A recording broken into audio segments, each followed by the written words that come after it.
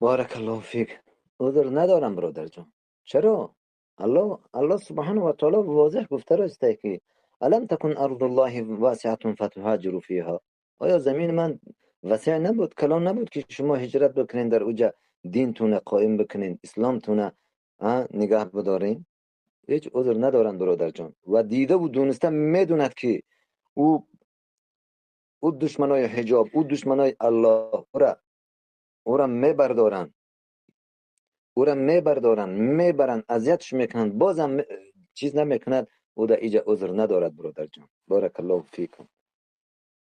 الا اینجا مستثنا کردگیستن کسی که بالکل پول نداره، موسفیدای، لیکن ضعیفای، زنای، یا کودکای ره را نمیدونه، یا کودکای ره را الله خودش الله سبحانه و تعالی مستثنا کردگیست. مگر اون مستضعفا، مریضا، یا که اون انسانایی که مثال موسفید هستن، زن هستن، کودک هستن، و الا دیگر انسان ها یعنی عذر داده نمیشه به اینا. الله سبحانه و تعالی اینا را به یک سختی عذاب میده. چرا در راه دین الله سبحانه و تعالی هجرت نکردی؟